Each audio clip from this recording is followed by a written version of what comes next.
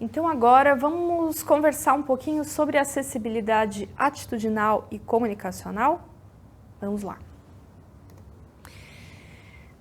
É muito importante a gente ter em foco, quando a gente pensa em pessoas com deficiência e no ambiente social em que a gente vive, uma palavra um pouquinho longa, mas bem importante: capacitismo.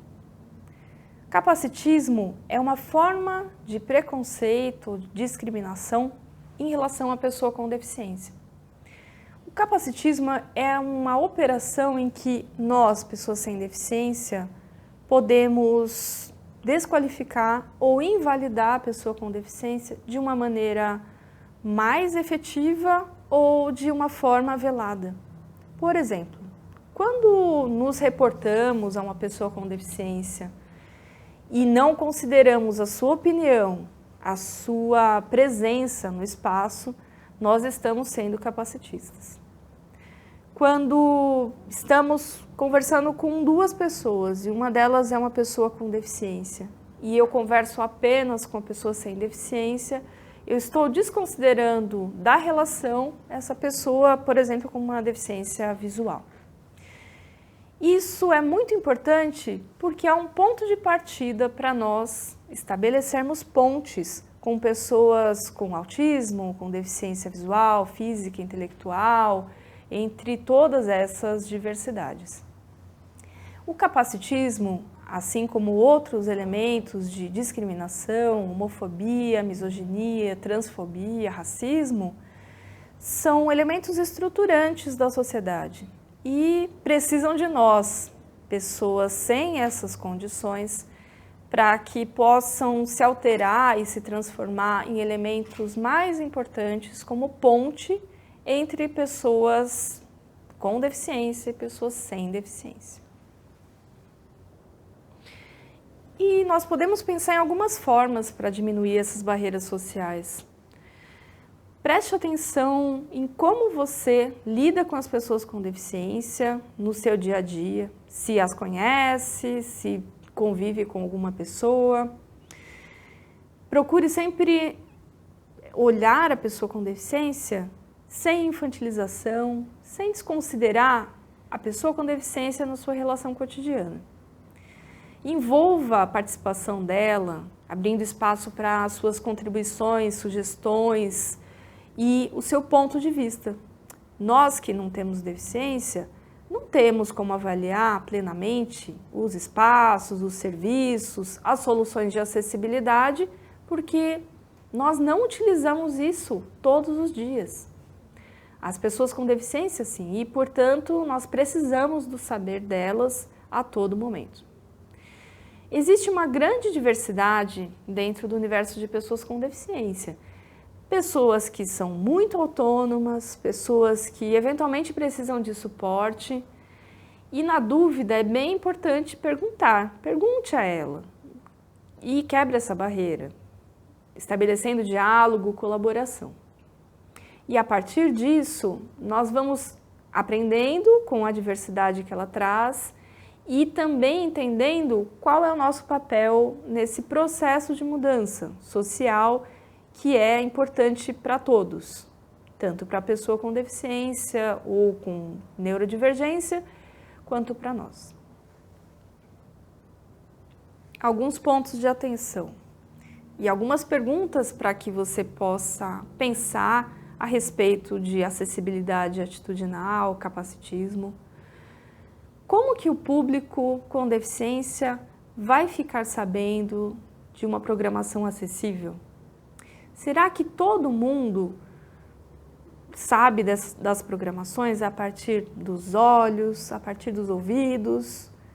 Será que a gente pode pensar em formatos diferentes de convidar as pessoas para aquilo que a gente está fazendo?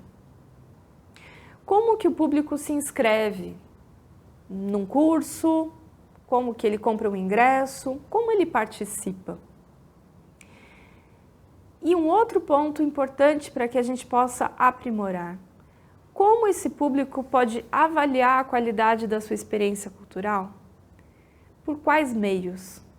Hoje a gente vive imerso em tecnologias, em aplicativos, em dispositivos, em redes sociais. Vamos pensar juntos e perguntar para pessoas com deficiência como elas preferem ser contactadas, como elas podem auxiliar a que a gente encontre elementos e meios para que elas consigam avaliar como foi a sua experiência no espetáculo acessível. Como foi para você visitar uma exposição com tais recursos de acessibilidade? Isso vai aprimorando o nosso trabalho e conseguimos também ter esses retornos de avaliação de públicos cada vez mais diversos. Algumas estratégias para alguns tipos de público. Por exemplo, para pessoas surdas sinalizadas, é muito importante contar com os guias intérpretes para pessoas surdo-cegas e os tradutores intérpretes de Libras para pessoas surdas, para que a gente possa chegar a essas pessoas. Eles são fundamentais para que a gente consiga informar essas pessoas e entendendo a sua diversidade linguística sobre o que nós estamos fazendo. Então, pensar em uma programação cultural com um convite, com uma maneira de chegar às pessoas, é pensar que nem todo mundo fala português, nem todo mundo ouve, nem todo mundo enxerga. Pode ser que eu tenha que fazer uma comunicação mais simples, mais direta, pode ser que eu tenha que fazer uma versão dessa comunicação em Libras. E é sobre isso. É pensar para além da nossa normatividade. Outro ponto bacana, quando a gente pensa em participação de pessoas cegas e com baixa visão, e também pessoas com deficiência intelectual. Pode ser que essas pessoas precisem de transporte ao local em que acontece a atividade, uma informação direta, com todos os detalhes sobre o que vai acontecer, para que ela possa se organizar. Na dúvida, pergunte: qual é o horário mais interessante para que você possa usufruir de uma apresentação cultural, de um sarau, de um espetáculo? Quais são os perfis de público? Porque muitas vezes a pessoa com deficiência visual, ela pode trabalhar naquele horário e ela pode ter um outro horário mais disponível. Então, conhecer o público é muito importante. E no caso da acessibilidade, é uma tarefa para sempre, porque a partir daí nós vamos entender quando, de que forma, quais recursos e que ferramentas ou informações eu preciso que essa pessoa saiba para que ela tenha certeza de que ela vai ser bem atendida no seu projeto cultural, no seu espaço. Não esqueça que hoje a gente vive cada vez mais no meio digital, com ferramentas digitais muito importantes para o nosso cotidiano. Então, preste atenção em como as redes sociais do seu projeto, do espaço cultural, estão disponibilizando essas informações. Quando for publicar um card, um post, sempre faça uma descrição dessa imagem. Nem todo mundo enxerga. Coloque todas as informações objetivamente, como data, horário, recurso de acessibilidade disponível, de modo que não haja confusão e sim uma informação clara e com bastante replicabilidade.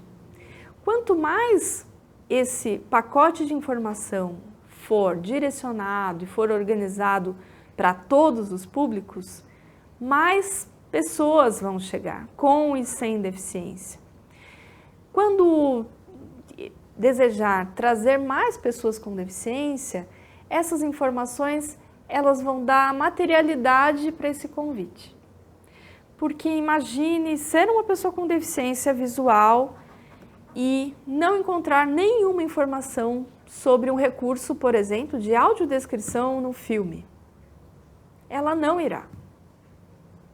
Ou eu sou uma pessoa surda e oralizada e preciso de legenda em português nesse filme. Eu não fiquei sabendo, eu não irei.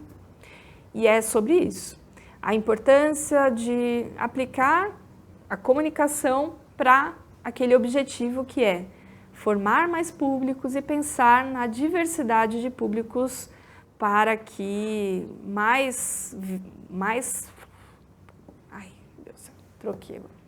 para que mais pessoas consigam acessar esses espaços.